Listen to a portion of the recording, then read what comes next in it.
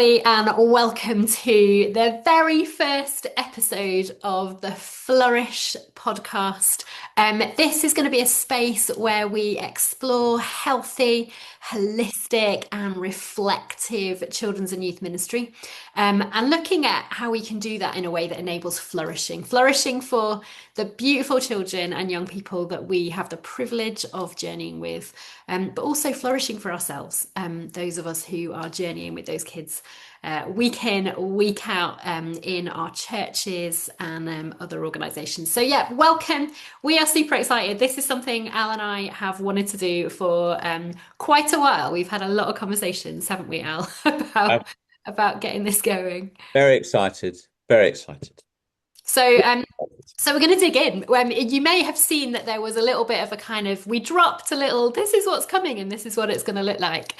So if you love this, then you can go back and listen to that if you haven't listened to it already. But we are going to dig in this first series to something called the Flourish model, which looks at how we can develop and kind of build children's and youth ministry that enables flourishing, kind of does what it says on the tin, bit like a tin of Ronseal. So that's what we're going to look at, and we're going to get into what Who's have you. gonna remember a tin of Ronseal? I don't know. You don't We have to. aging ourselves by even mentioning it. I don't know. I'm going to own it. I know. So that's where we're going for the next few weeks. But we thought we would start by just kind of introducing ourselves, a little bit of what we're about, and why we're here. So yeah, Al, do you want to kind of dig in first? A little bit of your story and what you're doing. I should say, before Al introduces himself. Just to explain, we are married. We're both involved in children's and youth ministry, but we're married. We've been married for 25 years now, which is a crazy amount of time. So yeah, just to explain that, I think that's important to be clear about. Uh, Yeah, Al, go. okay, so I've been involved in youth and children's ministry for nearly 40 years. So it'll be 40 years next year, which is a bit insane. Um, Started out as a volunteer, just mucking in from when I was about 18, and then did some training. And then flash forward because you don't want to potted history because that'll be the entire podcast, and we're not after that.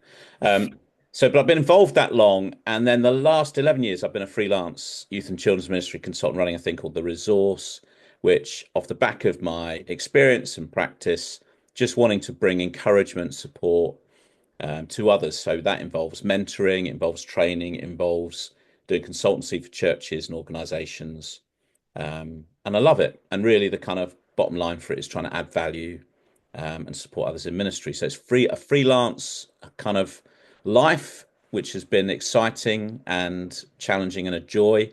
I'm also, as Lisa said, married to Lisa. We've got two amazing daughters, and they continue to encourage, challenge, inspire us in different ways. They're 18 and 20, well, nearly 18 and 20, which is insane. We're going to have two adult children soon. Maybe that's something we'll reflect on at some point in a podcast. um, Ministry in life with two adults. Anyway, there you go. That's a bit of me. Lisa, do you want to introduce you and a bit of your story? Yeah. So we met doing children's and youth ministry, didn't we? A very long Well, I time ago. didn't include that bit, but yes, we did. No, but so we met doing Captain's Crew at New Wine. Whoop, I, whoop. a small group leader. You were leading the blue team for that, the 7 and 8 year olds. Yeah, so we met doing children's and youth ministry. But I guess we've had quite different journeys. Like we've journeyed together, but we've also had our separate kind of our own paths within that, which has been great. So I grew up in a ministry household, so children's and youth ministry was kind of in my DNA. My mum and dad were involved in full-time children's ministry when I was a child, kind of before that was even a thing. And they did that in a really beautiful way, and we did that as a family. So my summers were spent kind of traipsing around the country doing children's and youth ministry in different churches and at different festivals and different things. So it was a great way. It was a great way to grow up. And I feel like if we ever, like you said, look at ministry with children, that's an interesting thing to unpack at some point, just because I think they did it really well. They did ministry, they did family, and they kind of brought those two things together. But so I've kind of always been involved and always had a heart for that. But I went into teaching. I initially trained to be a French and Spanish teacher, and taught in West London for a few years. Did that for a while, then had a little Your break. maiden name again? You what? What's your maiden name again? Oh, you're going to make a little bit of a joke. Oh, I'm just. So my maiden name was French, and I was, if I hadn't got married when we got married, about to be Miss French, the French teacher. Thanks for that. Never happened. Didn't Oh, actually, wasn't ever a thing. Yeah, thanks. So that's what I did. And then had a little break for a few years while we had our girls. And when I went back to teaching, I went back into kind of the world of special educational needs and just discovered this beautiful, beautiful space of diversity and just a different understanding of how we're each fearfully and wonderfully made and the beauty of God's creation and how what a beautiful thing that is when we're not all the same. So got involved in special educational needs, trained as a Senko, a special educational needs coordinator, and I did that in primary school and secondary school. And I guess kind of alongside that, we were still doing ministry together. For a little while, we led a church plant together. We've done lots of different things, done some festivals, and had lots and lots of fun. And I guess my hope was that at some point we would our paths would kind of align a bit more and we would get to do more ministry stuff together. And then about 2 years ago, I left teaching. Probably should say I've left teaching about 3 times now. So I still say that with arms with hands open, ready to, whatever comes next. But I did leave teaching because I guess it was really stirring in my heart that I guess the education system. I mean, we can talk about that. That's probably another 3 podcasts at least. But just maybe not all that I think it can be or could be. But also equally passionate that in the church we have the opportunity, if we do things well, to create safe spaces that do enable flourishing for children, many of whom are struggling. So Wonderful Me came out of that. So I've been doing that. So we're now both freelancers, both involved more in a ministry context. So it's a little bit of a crazy, crazy roller coaster adventure. As we both step into freelance work. But I basically support churches, do training and lots of other things to enable them to create safe spaces that enable flourishing. So safe spaces for every child, but particularly for those with additional needs or who may have experienced trauma. Just how do we bring approaches that enable those kids to be included and to flourish? mm. So yeah, so that's a little bit of who we are, what we do.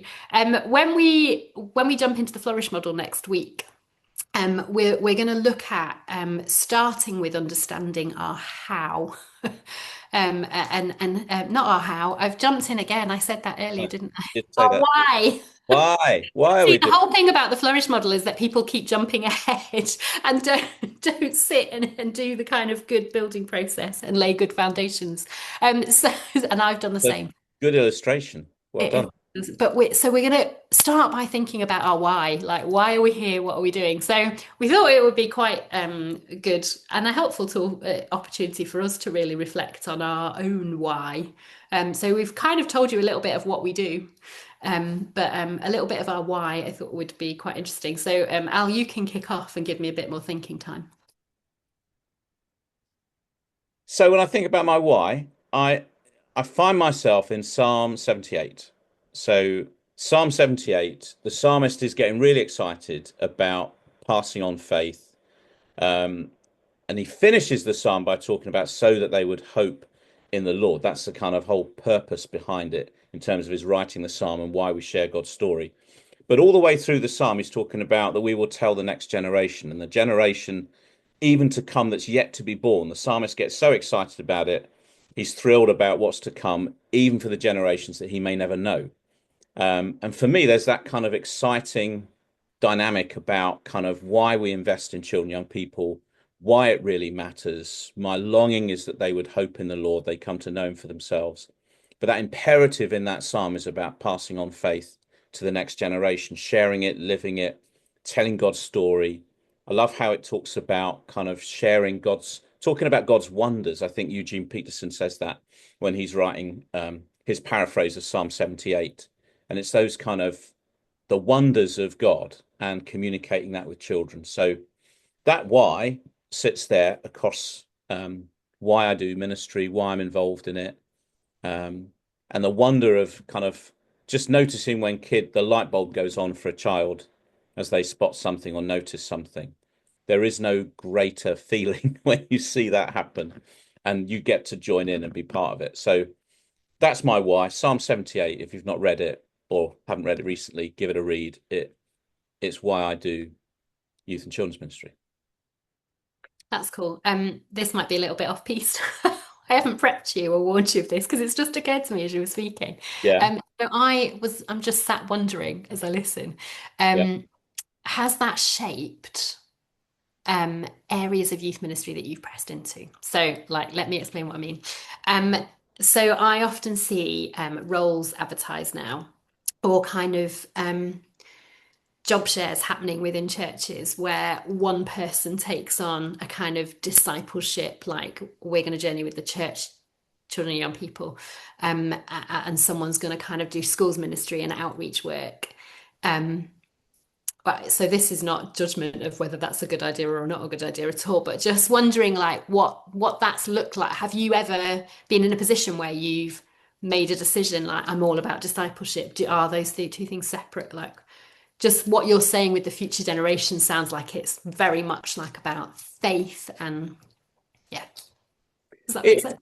it is Random. about faith, but I think it's a bigger narrative in terms of God's salvation is for everybody.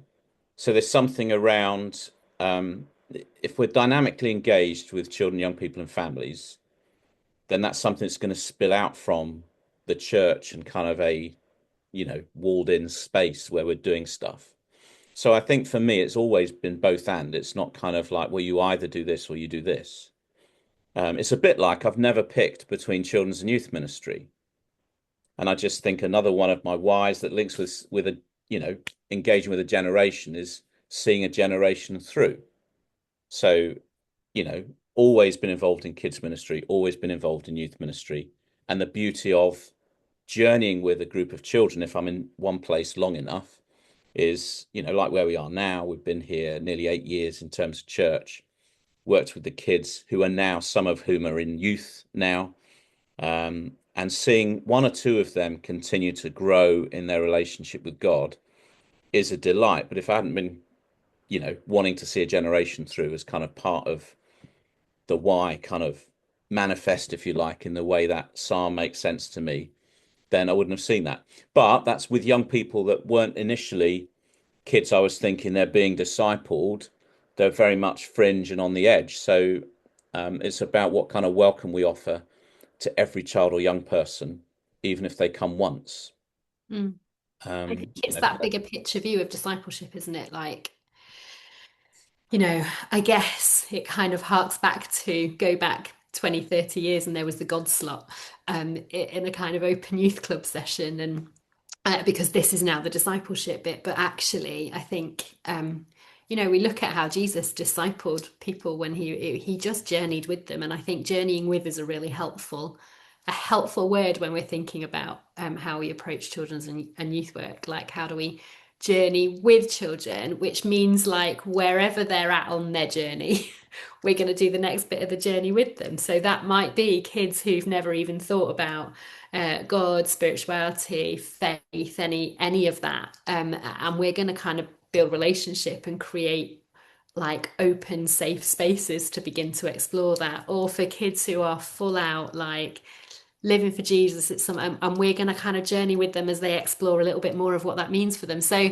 I think that journeying with is a really helpful way, which again, it crosses over with kids and youth ministry. How do we journey with this generation Yeah. of kids? And I think Stand. that just to an aside, maybe, but the challenge of a God slot is what we're saying to kids. Now, just coming back to that because you mentioned it, but the challenge of a God slot is we're saying to people without meaning to, we're generally saying God's in this space where we're doing a God slot. He's not in the Yeah, yeah. fun and everything else you've done in It's the not in play, like that's not like we can do the play and the fun bit, then we're going to do the hard stuff like because fun we stops. created a space for you to have fun. Yeah, We've earned the right now to bore you silly with 5 minutes of kind of sit still, don't move, listen to me talk at you about God. yeah. When God was playing and having fun with the kids before that, we just didn't notice or pay attention to that being part of all of it. So it's that holistic thing that I think is really key. No, it's really helpful. I mean, we use the word journeying all the time, don't we? But it's good to reflect on why that's so helpful in a kind of wider way of like, how do we journey with the kids that and journey with like not just kind of do something to them. That's It's where we journey with the kids we've got in front of us, not try and create the group we wish we had, for example. Like, I want to disciple them, so I will just do this way, rather than, well, they're not ready for that yet, so let's just meet them where they are and journey with them. Yeah, the journey thing's a really important aspect of ministry. yeah, yeah. What's Sorry, that was a little bit of a kind of like, right? What's your why? but Talk. that is what we do. This is why our conversations around youth and children's ministry just last forever in our house. So anyway, shall I do my why? Yeah. So we've just kind of been really exploring this together for ourselves, haven't we? And just really unpacking this wider, bigger picture of values and how do we articulate them well. So we've kind of been doing some work around that, work to kind of help support others in doing it, but going like, have we properly articulated together? Like we kind of understand it, but have we articulated it? And I guess for me, what's come out of that is, well, beautifully, which is always encouraging. Like we both had future generations as one of our kind of like values that was about our why. Like it within us, there is a thing around recognizing there's just life in journeying with kids and young people. That's the fun bit.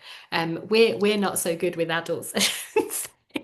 As in like in social spaces, often if you're looking for either of us, it'll be where the kids are because they're just a bit more fun sometimes than hanging out with adults. Man, if any of our friends are listening to this. Um, True. but yeah, so it is that there's life. They're just, I love the way that they see the world. And anyway, so that future generation thing is a real thing. But I think the other thread of my why that if I look back, and that's the joy of reaching your 40s, 50s. Um, saying both of those decades because we hit them both between us.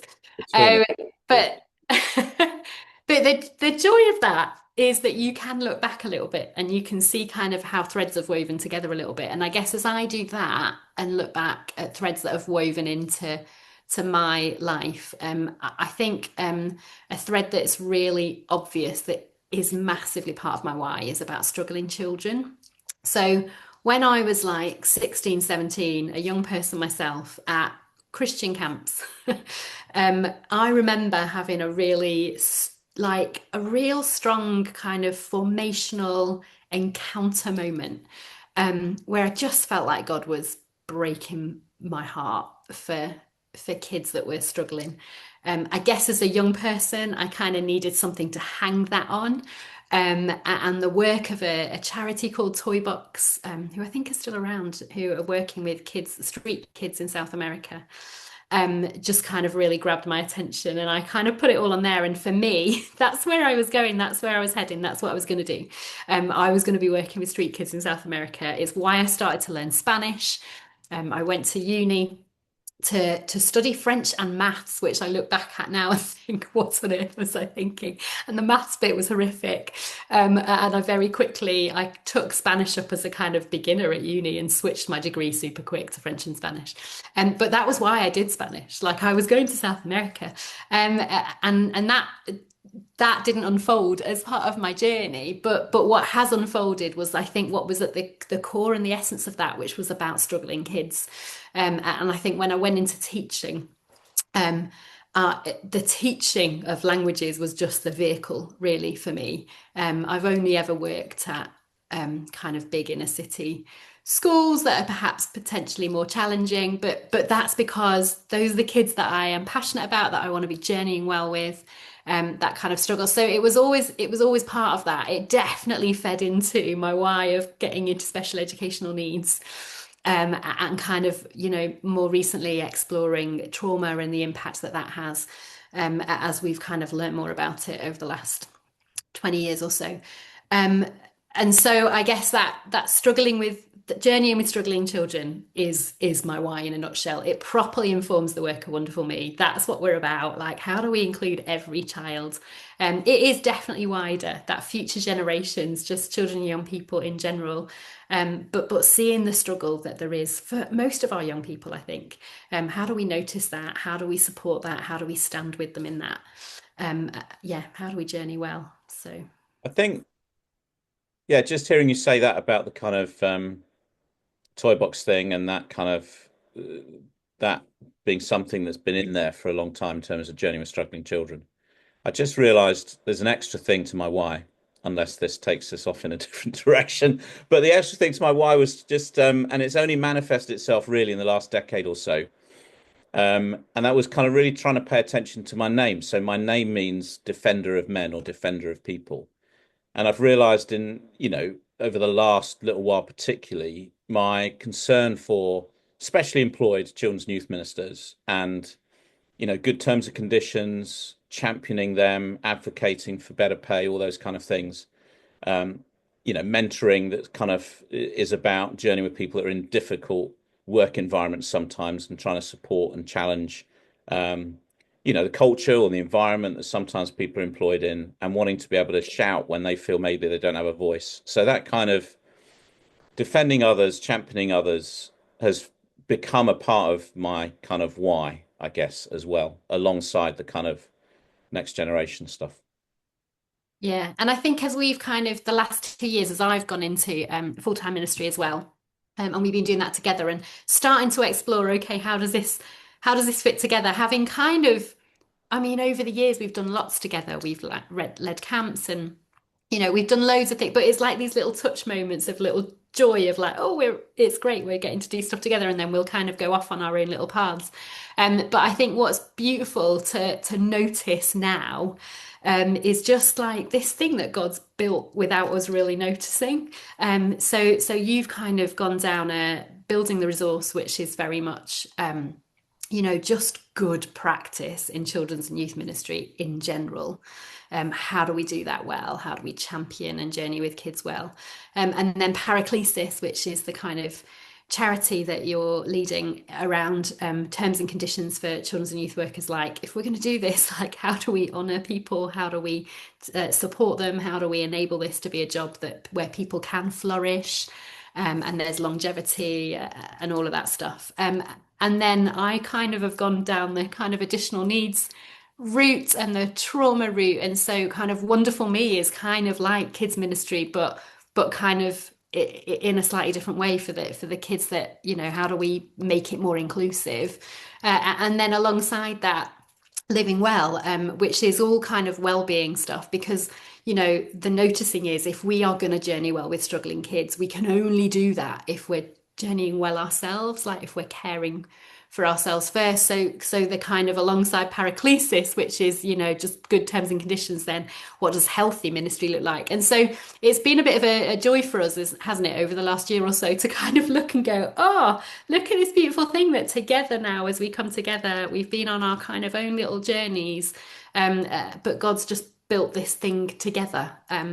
So They've that's always, been something.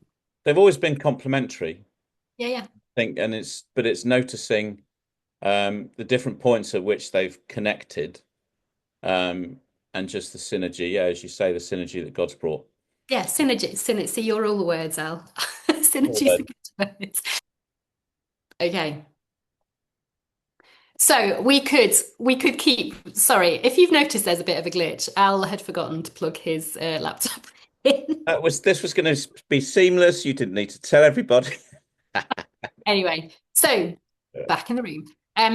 we've kind of talked about a little bit of our kind of why and explored that a little bit. We don't want this to be a long thing. No one wants to listen to our voices for ages and ages. So let's kind of move on. Kind of before we draw it to the close of our first episode. So I just thought it would be great to do a little bit of our kind of, have you got any standout ministry memories? Yeah. I have a standout ministry memory. So Oh, many years in ministry. yeah, thank you. For my many years. So Many. many. So years ago, when I was Sorry, that's I don't even know what a film that is. That's a little bit of a joke in our family, but I can't remember which film it is that the it's girls from do it home. home. Okay. Anyway, sorry. Right, okay. So yeah, when I was doing Captain's Crew, which we were both on the team, there were these two boys, David and Daniel. I can mention their names because it's so long ago, and they're grown men now. But If David and Daniel were listening in. I know it'd be so cool, wouldn't it? Anyway, David and Daniel, they were 7 and 8 at the time, and they came to me as kind of team leader of the Blues and said, "We think God is speaking to us, but we don't know what He's trying to say to us. So we've both kind of had kind of dreams or pictures. What do you think they mean?" So then they shared their dreams and pictures, and I was like, "Well, I don't know." So I said what you sometimes say, which is sounds very holy, but I was like, literally, I don't know what's going on. So I just said, why don't you go and pray about it? And I'll pray about it and see if God says anything else to us. I was like, phew. Anyway, they then came back to me and said, we know what it is God wants us to do. And I was like, well, that's a relief because I don't. And they said, he wants us to pray for leaders. So I was like, that sounds brilliant. And they said, so can you? And I was like, oh no, I've got to get involved. They said, can you get as many leaders together as you can? And we come and pray for them. It's like, right, okay, yeah, sure. So the blue team was about 50 leaders. The red team, which was the team leading the 9 and 10-year-olds, was about 50 leaders. So I got about 100 leaders together before we were doing our evening session with the children, young people, and asked these two to come. And it was very funny when they arrived because their mums came with them and they just said, we're so sorry about this. And we were like, it's absolutely great. We can't wait. It's brilliant. And they both then just prayed for these 100 leaders and they took about 40 minutes. They walked round this tent and they both did it very differently. One just would quietly kind of just pray in tongues as he went round people. The other would just do a very kind of like, what's your name? Is there anything particular I can pray for? And then he would pray for them. They just both did it, fully engaged with the whole thing. God had told them to do it. They were loving doing it. And the only bit where I felt like kind of who they were came through was right at the end when they just said, can you let us know if God has met with you while we've prayed for you?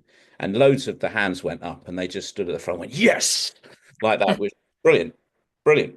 Um, and for me, what was stand out was like I didn't do anything. All I did was enable something. And I think so often with kids, that's our job. We're gatekeepers often. So it's just creating the space for them to bring what God has given them. And that was a beautiful thing. Um, and I think that's reminded me of God can use kids. That was one of my first pictures of really seeing that happen and just think, whoa, is there anything God can't do through children? Nope. So that's one of my standouts. What about Yeah, you? yeah. Well, so that's just such a good. I was in the room for that. It is such a good story, and so I was in the room and I've heard it a gazillion times, and it still gets me because it was just one of those special Yeah, I only just about managed to hold moments it where you're together. like, what on Tony, yeah, earth? I don't know how many times. Yeah, go on. Yeah. So my stand-up history memory is a little bit different from yours. Um, I don't know Oh, what that says about us. So we were in Chichester Diocese when mm, you were Children's and Youth Advisor there. And they had something called May Camp. So May half term, like I don't know how many, 400, 500 young people come and camp and kind of do a festival in a field. And so we hosted that together. And then in the evening time, like the last thing, you're smiling because I think you know what I'm going to say. The evening time, the last thing that happened was story time with Ali and Lisa. And in our heads, that was just going to be just a really cute, we were going to go kind of real kids story. It was just going to be a cutesy thing. The kids brought their sleeping bags, there was hot chocolate, and it was just a like, come and have a bedtime story, we'll tuck you in, and then off you go to your tents, just for a bit of a laugh. So we picked stories to do for that. And we deliberately wanted to do like toddler story just for, a bit of fun. So we had on our shelves, our girls were toddlers at the time. And we had the Max Lucado books. I don't know if anyone has seen them. So there's I Am Special, which is beautiful. And then I can't remember what the other ones are called. But anyway, it is about the carpenter who looks after the Wemmicks in the little village. It's all very beautiful and very affirming and very positive. About how, they're each created, they're each wonderful, they're known by the creator, the carpenter, and loved by him. Um, so I can't remember what the name of the second book that we did was. We've still got it on the shelf somewhere. We'll have to have a look. Anyway, in the set, so the first book is all about they get stickers put on them. So people say hurtful words, and every time they do, a little sticker gets stuck on them.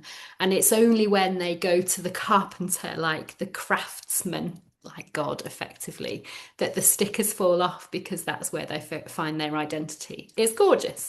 The second one is a bit more about how we compare ourselves with each other.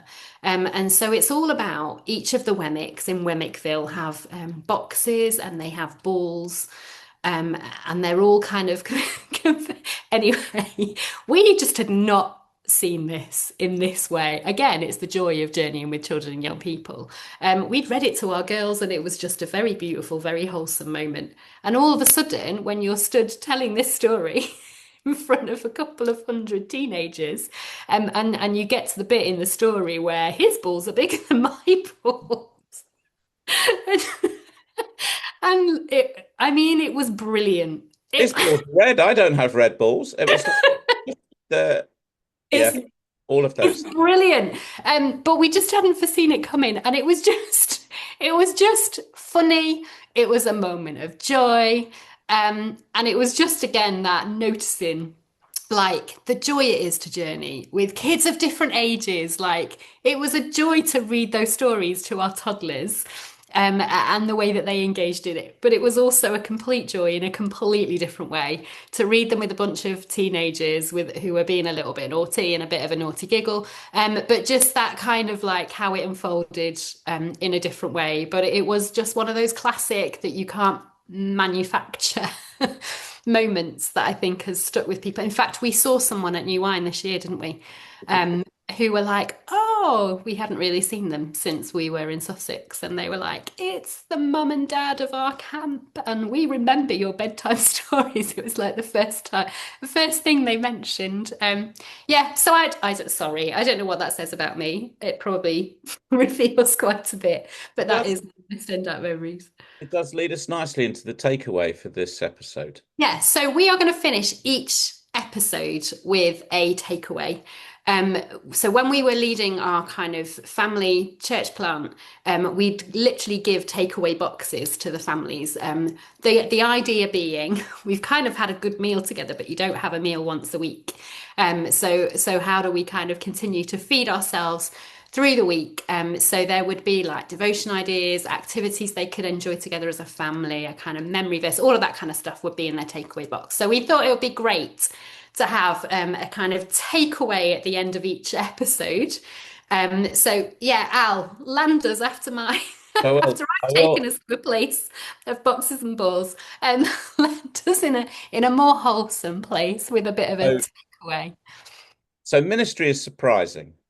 And I think that both those stories illustrate that. So I wasn't expecting two lads to come up and say, let's pray for leaders. We weren't expecting the response we had to that story. Really should have done. We should have done, but we didn't. There's always something to notice, though, even in both of those spaces that God is up to. There was a real kind of community feel about the camp, and those stories really brought people together.